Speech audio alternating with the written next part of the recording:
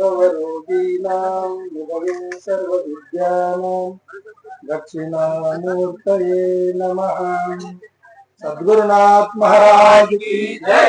प्रातः स्मरणीय सद्गुरुनाथನ ಮಂದಿರದಲ್ಲಿ ಧ್ಯಾನಿಸುತ್ತಾ ಸದ್ಗುರು ಸಿದ್ಧಲಿಂಗ ಯತಿರಾಜರ ಸಮರ್ಥ ಸದ್ಗುರು ವೀರಸಿದ್ದೇಶ್ವರರ ಜಗಜ್ಜನನಿ ಜಗನ್ಮಾತೆ ಅಷ್ಟಮಹಾಲಕ್ಷ್ಮಿ ಮಗಳಾಮಾತೆಯ ಮಾತೋಶ್ರೀ ಚಂಪಮ್ಮ ತಾಯಿಯವರ ದಿವ್ಯ ಮೂರ್ತಿಗಳನ್ನು ಹನುಮಂದಿರದಲ್ಲಿ ಧ್ಯಾನಿಸುತ್ತಾ ಪ್ರತಿ ವರ್ಷದಂತೆ ಈ ವರ್ಷವೂ ಕೂಡ ವರ್ಷದ ಭವಿಷ್ಯ ವೀರಸಿದ್ದೇಶ್ವರರು ಏನ್ ಹೇಳ್ತಾರೆ ಅಂತಂದ್ರೆ, ಈ ಒಂದು ಪರಾಭವ ನಾಮ ಸಂವತ್ಸರ 1948ನೇ ಶಕ 2026ರ ಭವಿಷ್ಯ ಏನ್ ಹೇಳ್ತಾರೆ ಅಂತಂದ್ರೆ, ಕಷ್ಟ ಕಳೆಯಿತು, ನಷ್ಟ ತಪ್ಪಿತು, ದೇಶದ ದನಿಯಲ್ಲಿರುವಂತ ಕಂಟಕ ದೂರ ಆಯಿತು, ಇಷ್ಟ ಕರುಣೆ ಬೆಳೆಯಿತು, ಕಾಳಗ ನಿಂತು ಕಲ್ಲರಳಿ ಹೂವಾಯಿತು, ಶ್ರೇಷ್ಠ ಹಿಮ ಕರಗಿ ಮಳೆಯಾಗುವುದು ಅಷ್ಟ ಕಷ್ಟ, ಬೆಳೆಯುತ್ತಮವೆಂತು, ಕಷ್ಟ ಕಳೆಯುವ ಅನಿಷ್ಟ ತಪ್ಪಿಸುವ ಭೂಮಾತೆಗೆ ಖುಷಿಯಾಯಿತು, ಇಷ್ಟ ದೇವರ ಪ್ರಾರ್ಥಿಸಿ ಬೇಡಿ ನರ ಪಶು ಪಕ್ಷಾದಿಗಳಿಗೆ ರೋಗ ದೂರಾದೀತು, ಇಷ್ಟಾದ ಕನಸು ನನಸಾಗಿ ರೈತನ ಬಾಳುಸುವ ವೀರಸಿದ್ದೇಶ್ವರ ಇಷ್ಟದಂತೆ ಬೆಳಗೀತು. ಈ ಪ್ರಕಾರ ವರ್ಷದ ಭವಿಷ್ಯವನ್ನ ವೀರಸಿದ್ದೇಶ್ವರರು ಹೇಳಿದ್ದಾರೆ.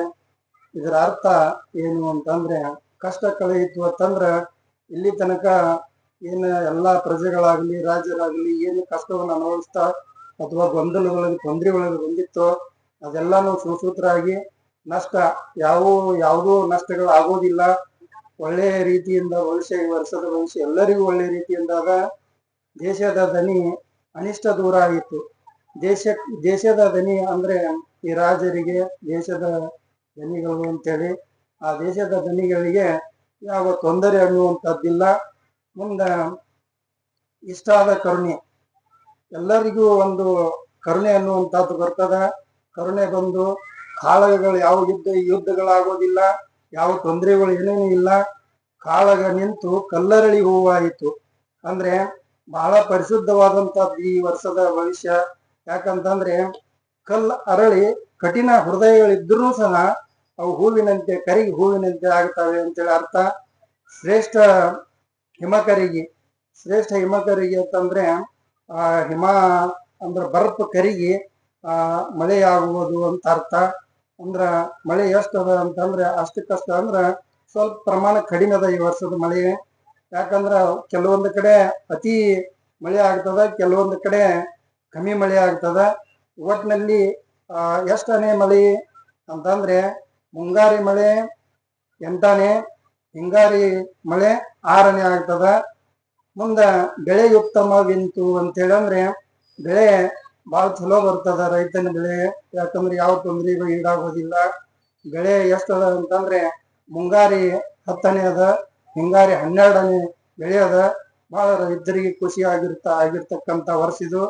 ಮುಂದ ಕಷ್ಟ ಕಳೆದು ಅನಿಷ್ಟ ದೂರ ಮಾಡುವ ಭೂಮಾತೆ ಖುಷಿಯಾದ. ಈ ವರ್ಷ ಭೂಮಿ ಮೇಲೆ ಯಾವ ಅನಿಷ್ಟಗಳು ನಡೆಯೋದಿಲ್ಲ, ಯಾವ ತೊಂದರೆಗಳು ನಡೆಯೋದಿಲ್ಲ.